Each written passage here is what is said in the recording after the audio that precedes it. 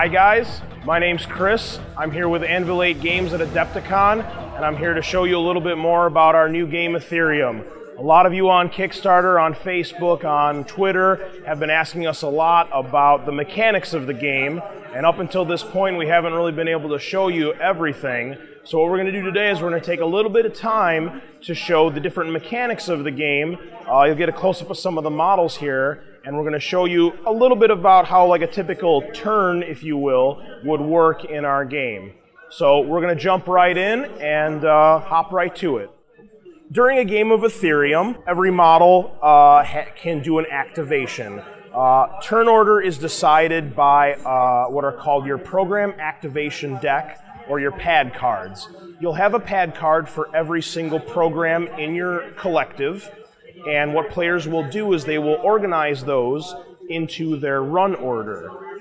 One player will draw the top card of his deck, and he will activate that program. When that program has finished its activation, his opponent will then draw their next card and take that program's activation as well. Play continues in this fashion with players alternating one program at a time until they've gone through their deck. At that point, they'll activate what's called the recalibration phase. At this point, you get to reorganize your deck, you get to reset your RAM gauge, and move up the calibration counter, which is sort of our turn counter in the game. So we've got a game in action right here, and you'll see that our two forces, the Aetherium and the Nanime, are in a struggle right now, mainly for the center area of the game. So activation works as follows. So we're going to draw the top card of the deck, and it's going to be the Grenadier right here for the Aetherium. Now the Aetherium player decides that he wants to take a shot at the Mask, who's standing here on the center schema. Now the Grenadier only has a range of 5, and that's based on his data card, which explains all of his profile statistics. So he needs to move a little bit to get there. In Aetherium, every program has a CS value, which stands for cycle speed. Cycle speed you can think of like action points. Every cycle speed allows you to move one square, to activate your .exe abilities, and to capture nodes or the ever more important pylons. So the Grenadier decides to move up. He's got a connection speed of 5, so he moves up 1, 2, 3, 4, and 5. Every space counts as 1 CS. The other two movement features in the game are if you move through what's called fragmented terrain, which is indicated on the tiles here. You might not be able to see them, but certain sections of the board, such as the car here or some of the rubble back here, will be marked off by some different symbols. In our game, we have impassable terrain, which of course means a model cannot move through it. We have fragmented terrain, which is our version of difficult terrain. That counts as an extra CS to move into. And then we have what's called evasive movement. Evasive movement is when you move away from an enemy model. That also costs an extra CS. So even though the Grenadier only moved 4 squares here, because of the evasive movement to get away from the Riot Girl, that cost him an extra CS. At this point, the Grenadier decides to take a shot at the Mask. He's clearly within range of 5 squares, so he'll make an attack roll. Making an attack does not cost any CS. Every model in the game that has an attack profile can make 1 attack. Attacking in our game is rather simple. Most attacks are going to roll 3 dice. There's a variety of symbols on the dice, 5 to be exact, and on a program's corresponding data card, you will look for different symbols to roll to cause damage. In this case, we roll, and it looks like, so in here we roll 2 chip symbols and a surge symbol. If we were to look on the Grenadier's data card, he has, you can see right here his attack symbols. So for every symbol that's on your card, you need to try to match that with what you rolled on your dice. In this case, the Grenadier has a switch and 2 chip symbols. The roll here is 2 chips and a short. So I've rolled a chip to match that symbol and another chip to match that symbol. I have 2 successes. Every symbol you match to the card is what we call a success. Every success allows you to move up your damage threshold on your card. In the case of the Grenadier, if he has 1 success, he would do 3 damage or light damage. 2 successes is medium, and 3 successes is heavy damage. Since the Grenadier has rolled 2 successes, he checks his card for 4 damage, which means the mask takes 4 damage in that attack. At this point, the Nanime player would track down or mark off the damage on his card.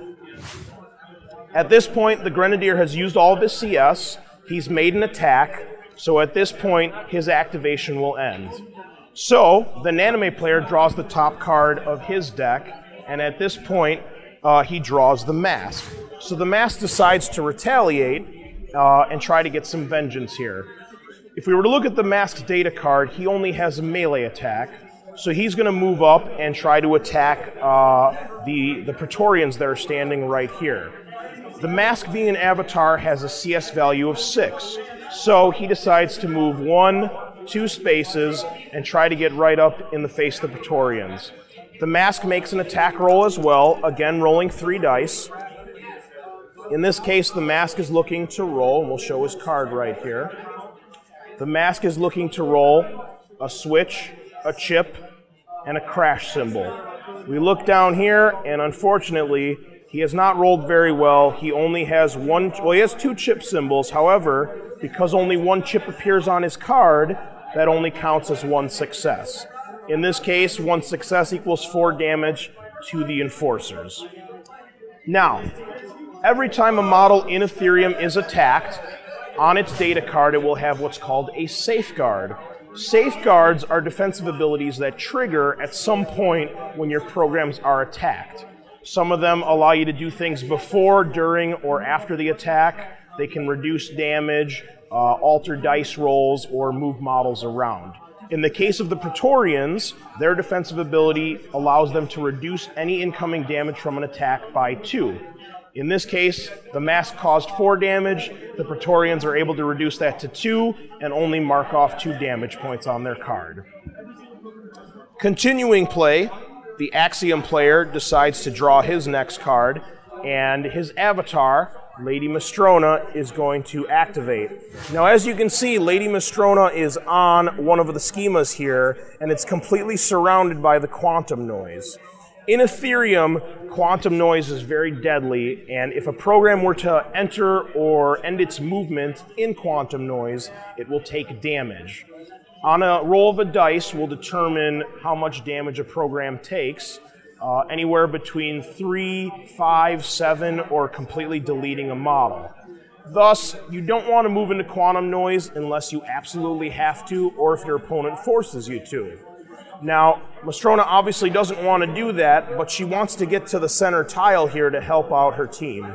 So, the Axiom player uses our resource, which is called RAM. RAM is generated by your avatar. Your avatar, depending on which one you're using, gives your faction starting RAM, and control of the pylons and of the nodes will also grant you RAM during your turn. Right now, the Axiom player has 4 RAM to use and decides to use some of it to move the schema to get Mistrona into the fight. By spending a point of RAM, you're allowed to move a schema in any direction 1 square.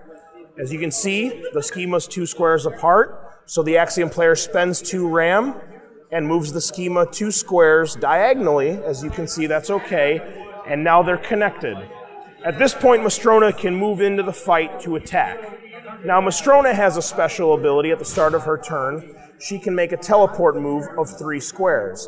The Axiom player moves her forward 3 squares, hops over the intervening terrain and ignores it, and now can start to use her CS to influence the battle. Mistrona, not being much of a damage piece, is going to move up and help her Praetorians by placing one of her buffs on them. Her ability is a range of 3. As you can see, she's currently 4 squares away. The Axiom player moves Mistrona 1, 2, and 3 squares to get in range and keep her out of the threat range of one of the Nanime models there.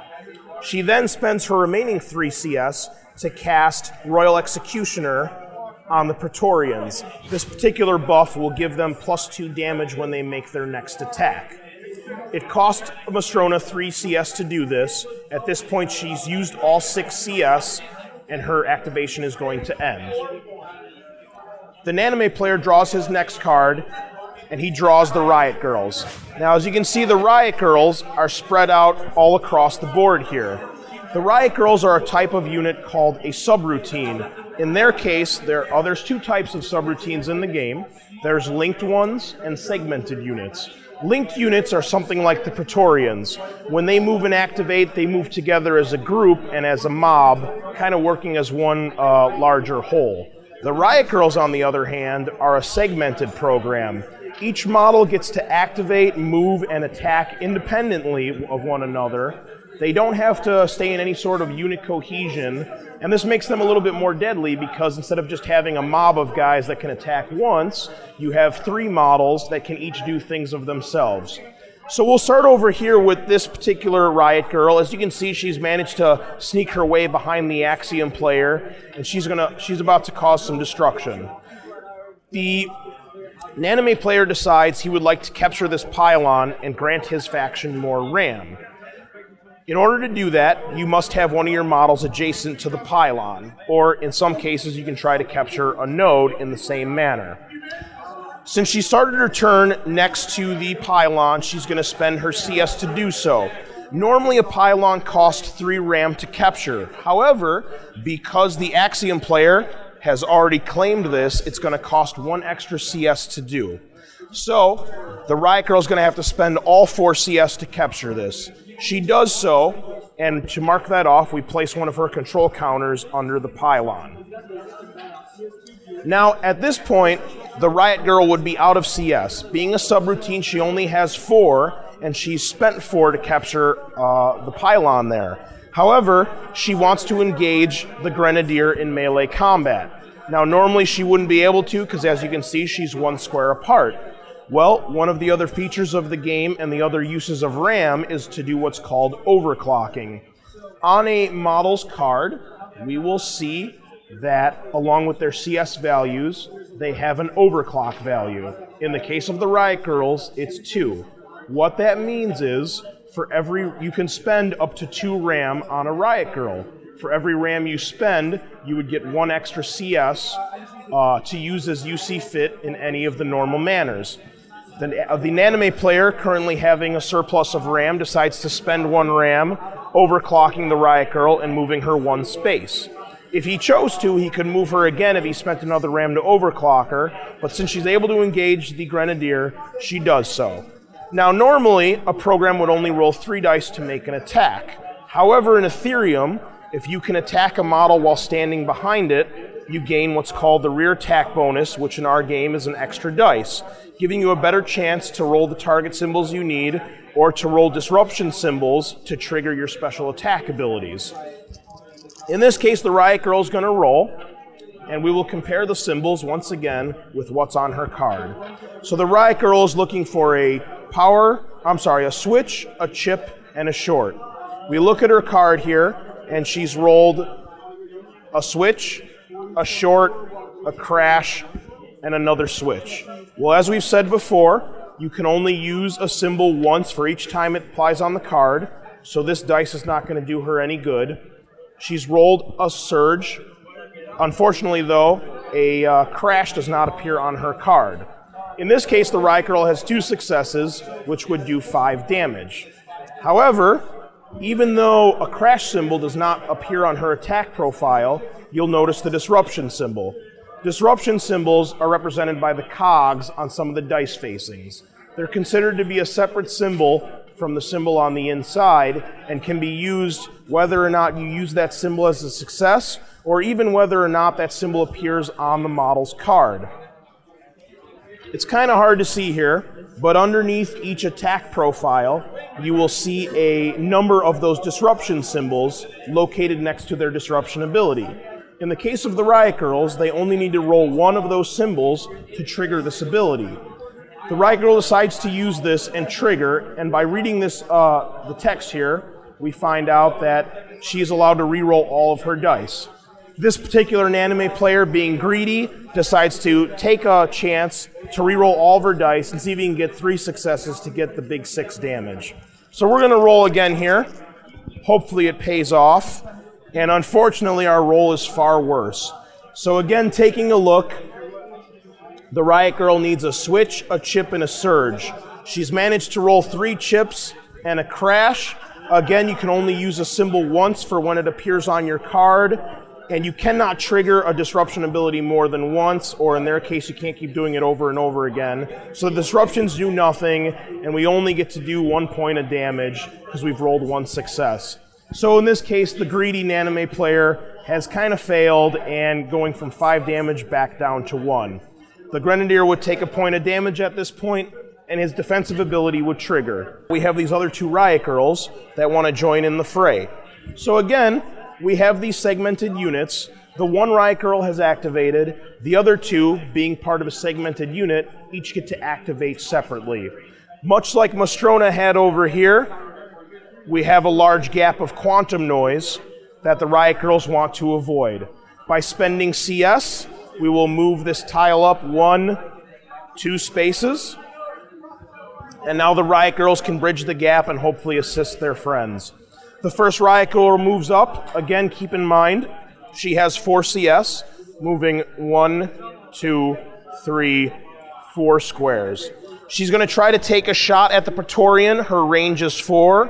1, 2, 3, 4 being in range. She'll roll her attack again. And this time, we'll take another look, and the Riot Girl has rolled a perfect roll. She's gotten a switch, a chip, and a surge. Obviously, she wouldn't want to reroll that even if she could. She's done her max damage threshold of 6. Again, the defensive parameter, or the defensive safeguard of the Praetorians would trigger, reducing damage by 2, but still dealing 4 damage. In the case of the Praetorians, I'll show you how health works. Down here at the bottom of a card is what's called a unit's stability grid. Each of these boxes counts basically as 1 health point or 1 damage point. As you take damage, you would simply mark this off with a dry erase marker or a wet erase marker. In the case of a linked program, they share 1 giant pool of health. You'll notice some of the, we have 2 different colors here, the blue, the green, the blue, and the green, and so on. Each section of color represents 1 model or 1 section of the program. Since this Riot Girl has done 4 damage, that's going to fill up the first 4 squares, which means one of the models in the Praetorian's unit is going to be deleted. When a linked unit has models deleted, the controlling player gets to choose which models to remove. Now, in this particular case, it might not do a whole lot of good, but sometimes it can prevent other attacks from being in range or sometimes in line of sight. In this case, the Axiom player decides to remove the model that was actually attacked, although he has no obligation to do this. In this case, it's going to widen the gap, and perhaps the last Riot Girl might not be able to attack here. At this point, this Riot Girl's activation will be finished because she spent her 4 CS. However, she wants to leave room open for the other model to move, so the Nanime player spends 1 more RAM to overclock her and move her 1 more square. Something to note is that diagonal movement is completely allowed in Aetherium, whether it's around obstructions or even in between models. A model can move from here to here with no restriction. So even though sometimes movement can get a little crowded, or because of evasive movement in terrain you might get slowed down, diagonal movement can really help you get around the board. And since not a lot of games use that feature, it's something players should try to familiarize themselves with, because it's a great way to kind of get around. So we'll finish off the Riot Girls with the last model. She's going to move up her 4 squares. So we're going to go 1, 2, 3, 4. As you can see, she's not in range to attack. And the Nanime player, having some RAM left, is going to overclock her. Again, the Riot Girls only have an overclock value of 2, so I'm going to spend 2 RAM to move her up, and now she's in range of either the Grenadier or the Praetorians. Well, we're going to try to dish out some more damage to the Grenadier. We'll make 1 more attack roll, and this time I roll 2 successes. I have a disruption ability I could trigger and do my reroll. but as we saw last time, that didn't work out too well, so I'm going to go with the safe route here and deal the 5 damage to the Grenadier, which is a pretty big chunk of his health. His defensive parameter would trigger. In this case, what his safeguard does is it stuns any attacking model. Stun is one of our quote-unquote universal special rules that we call a protocol. When your model is stunned, she can't attack on their next activation. Because it's a segmented unit, it's only going to affect this particular model. So next turn, or next activation, when the Riot Girls activate, the other 2 can still... actually, this one was stunned as well. So this Riot Girl will be able to activate and move as normal. The other 2, having attacked the Grenadier and been inflicted by stun, will not be able to attack. They can still spend their CS to move and capture pylons and use .exe abilities, but attacking is out of the question for next turn. The Axiom player draws his last card, and the Praetorians are up to attack. The Praetorians are pretty stuck in right now, and they're going to try to do some big damage here. They want to get rid of these pesky Riot Girls. Being a linked unit, they have a couple different rules for how they activate and move in the game. They still have a CS value, and being a subroutine, that CS value is still 4. However, they move and act as one big unit. The way movement works is a little bit different than a segmented unit like the Riot Girls. What the player does is first they'll pick a model to move. That model does all his normal movement, and then when he's finished, the rest of the models will materialize next to him. So, the Axiom player chooses to move this model 4 squares towards a Riot Girl. Going 1, 2, 3 because of evasive movement, and 4 to end there. The remaining Praetorians then materialize to any unoccupied squares that are adjacent to the model that moved. Now, as you can see, this can allow some models to actually move fairly far. This is one of the benefits of a link unit. They can kind of glitch around the server and sometimes even hop over terrain or through walls and other interesting things like that. Well, Praetorians are great when they gang up on a unit, so they're going to try to gang up on this Riot Girl right here and do some massive damage. So the Axiom player places every one of his other units, or one of his other models, adjacent to the model that moved. They then go to make an attack. When a link unit makes an attack, you can choose any model in the program to be the attacker. In this case, it really doesn't matter because all 4 of them are adjacent to the Riot Girl. For gameplay's sake, we'll say this model is initiating the attack. He's going to make his attack. Now, normally he would roll 3 dice. If we look at the Riot Girl's safeguard ability on their card, this is one that triggers before an attack happens. Their safeguard forces the attacking player to lose a dice. So instead of rolling my normal 3 dice, I have to take 1 away and now roll 2. However, as we'll see in a second here, the Praetorians don't necessarily need to roll a lot of successes to do some work. So, taking a look again at our roll, we've rolled a switch and a chip.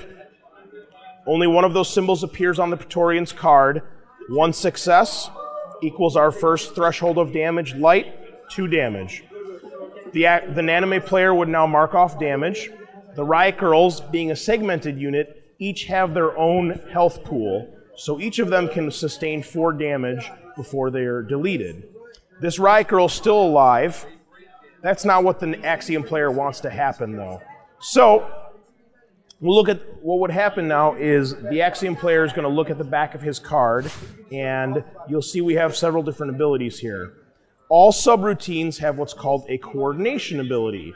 These abilities trigger when the unit works together in some way, either attacking the same target or moving together, or some other way working in unison. In the case of the Enforcers, for every model in their unit that is adjacent to the enemy, they're allowed to shift the enemy model 1 square. As we can see, the Praetorians have piled onto the Riot Girl. 4 of them are adjacent, meaning the Axiom player can shift the Riot Girl 4 squares in any direction. Now, normally, this would ignore all terrain except for impassable. The car here is impassable terrain, but we still have an open space right here. And again, highlighting diagonal movement, very important. Wanting to do more damage, the Axiom player moves the Riot Girl 1, 2, 3, 4 squares far out into the quantum noise. As soon as a model enters quantum noise, or if it ends its activation in quantum noise, it takes damage. Quantum noise basically crushes and annihilates your programs. You would roll 1 combat dice, and depending on the results, you would do damage. This particular result results in 3 points of damage on the Riot Girl. Having already sustained 2 and only having a max health of 4, the Riot Girl is deleted as she is flung into the white noise and disintegrates. Finally, we will end the turn by flipping the last card for Nanime, and we have Tov here who's going to try to do a little bit of influence. So, Tov decides to move up and try to capture the node. He can either try to capture the node, he can also make an attack, or Tov decides he wants to try to barricade and keep the enforcers at bay. What Tov is going to do is use what's called a .exe ability. In Tov's case, his .exe costs 2 CS to use. He has a CS of 5, so he can still move around a bit to do this. Tov's going to move up a square to here, and he's going to activate his .exe. His .exe is called a firewall. What allows him to do is place a firewall token in any unoccupied square up to 3 squares away. Where 3 squares away, he throws down the firewall and then places the remaining 2 in adjacent squares to the first. What this is going to accomplish, firewall tokens in the game block line of sight and they block movement. In addition, all the squares around the firewalls now count as resistors, which is another version of fragmented terrain, which will cost extra CS to move through. At this point, the Praetorians being blocked in by the firewall and by the impassable terrain here would either have to move around or perhaps move schemas in to help get some more space to move through this particular area. Tov still has 2 CS left to use at this point. He's moved up 1. His firewall costs 2.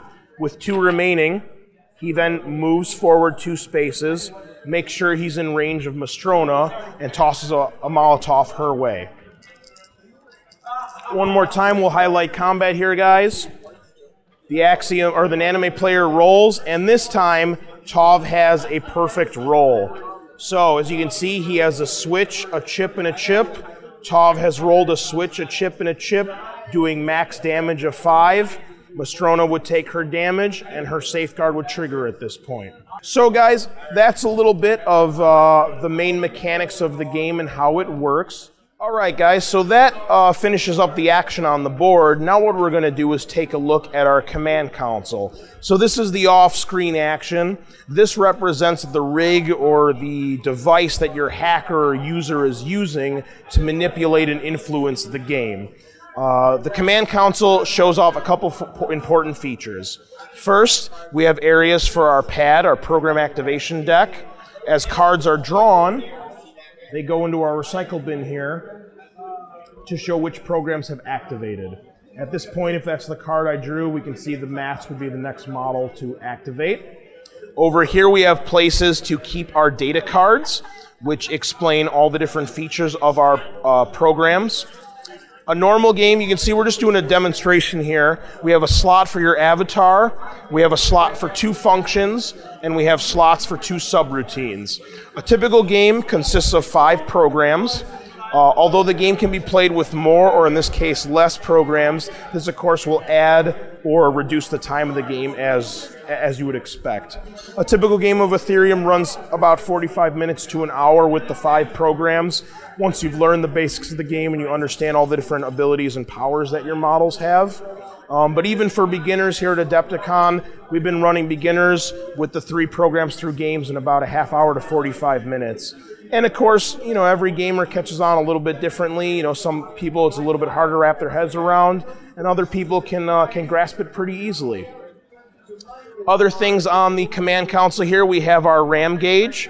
The maximum RAM you can ever have is 10, and you use this token here to keep track as you expend or as you gain RAM. Once you go through your entire program activation deck, you do what's called a recalibration. So at this point, the player reorganizes his cards in whatever order he wants. So perhaps this turn I want the mask to go first, so I'll make sure that he's the top card. I reset my pad. I would recalculate my RAM at this point as well. So depending again if my avatar was still in play, or if I had pylons or nodes under my control, or even if units get deleted, this might influence. RAM doesn't carry over from calibration to calibration, so it's always important to spend it when you have it, especially when you're on your last card in your deck, because it'll reset to whatever your new total is, whether that's higher or lower than the previous calibration. Also, we have a place here to keep track of your calibrations. Again, you can kind of think of these like game turns.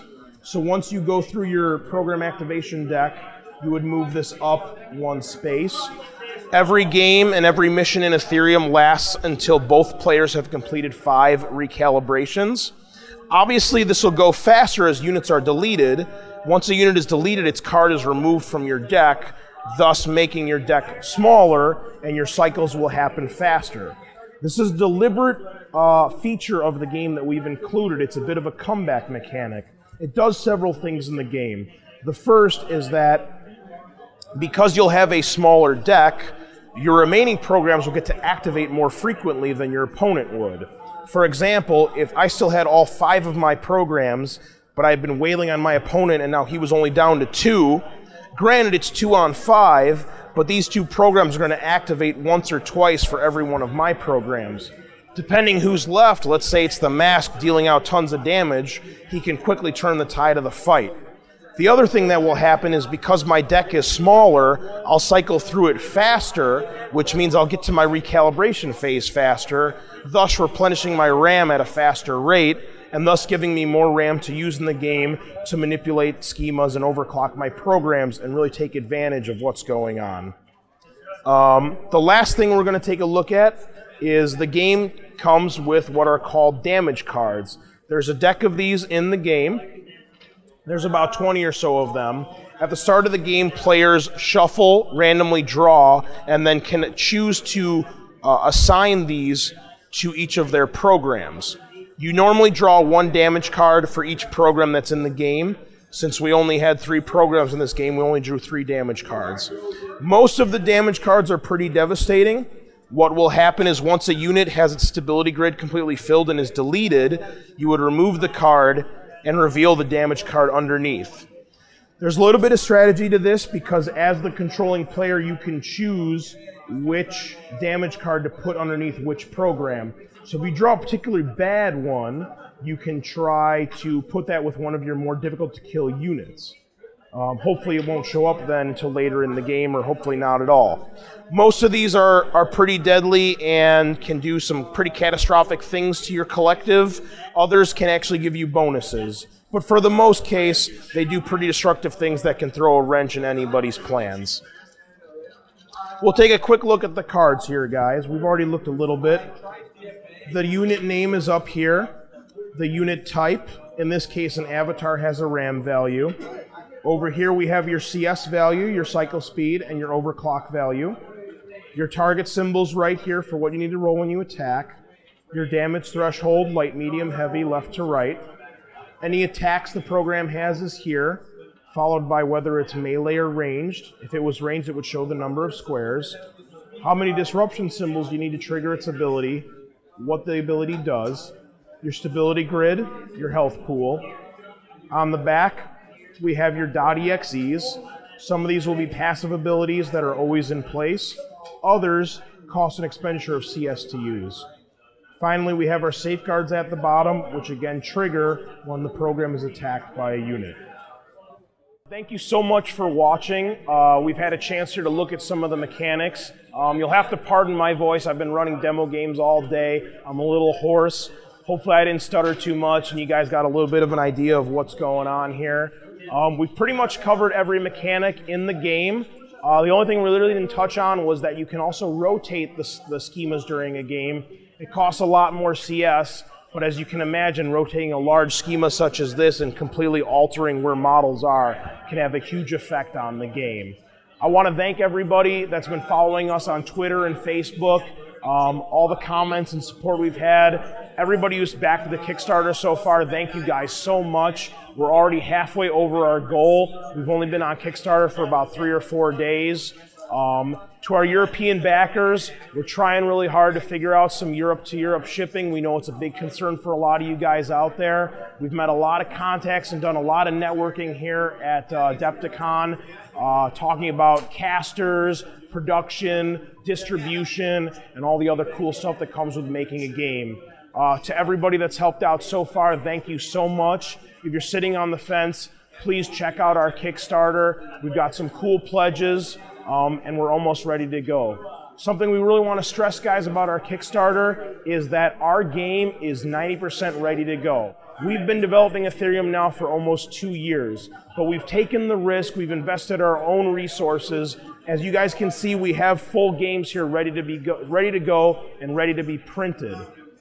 When the Kickstarter funds, that money that you guys pledge is going to be used to basically produce all the copies of our first wave of games, and our goal is to get the game to you by the end of the year. So hopefully we're not going to be sitting around for years and years. You're going to have a product ASAP. Really, the only time that's going to take is the time that it's going to take to print the games, to package them, and to ship them out to you. So again, thank you to everybody. Big shout out to all of our good friends and family that have helped us out and sticking with us through everything. So thanks a lot, and check us out on Facebook, on Twitter, our website, Anvil-8.com, and check out the Kickstarter as well. Thanks a lot, guys.